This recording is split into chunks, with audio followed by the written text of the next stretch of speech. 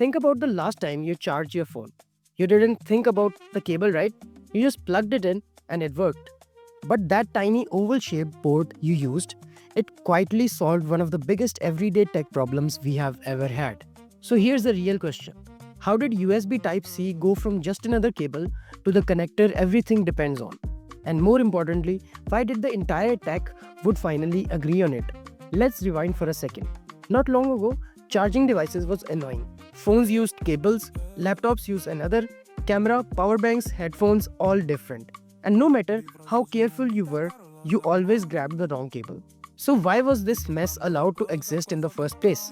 Because for years, devices didn't talk to each other. They just demanded power. Only USB ports were simple.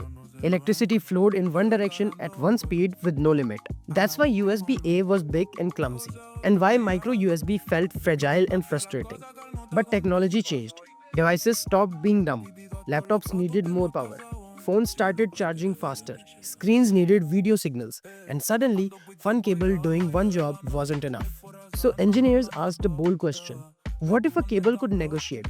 This is where USB-C changes everything. USB-C isn't just a hole in your device, it's a conversation. The moment you plug it in, both devices talk. They ask questions. How much power do you need? How much can I safely give? Do you want data, video, or both? And based on that conversation, the cable adjusts. That's why the same USB-C cable can gently charge earbuds or aggressively power a gaming laptop. But here's something most people don't realize. The shape of USB-C was designed last. The real revolution happened inside. The reversible design. Plugging it in either way sounds small, but it fixed a daily frustration millions of people had quietly accepted. Why were we ever okay with slipping a cable 3 times? USB-C removed that mistake forever. Now think bigger. Why can one USB-C cable connect your laptop to a monitor, charge it, and transfer data all at once? Because USB-C doesn't decide what it is. It adapts. It can become a charging cable, a display cable, a data highway, sometimes all 3 at the same time. So if USB-C is this powerful, why didn't companies switch earlier? Because control matters. For years, brands liked owning their own connectors. It locked user into their ecosystem. Different cables meant different accessories and different profits. But then something shifted. People got tired. Tired of cable clutter, tired of replacing chargers, tired of e-waste filling drawers and landfills. And governments also noticed this. Especially in Europe, they asked a simple question. Why should millions of chargers be thrown away just because phones change? That pressure forced companies to compromise. And USB-C was the only option that always worked across devices, brands, and power levels. Once laptops adopted it, phones had no choice.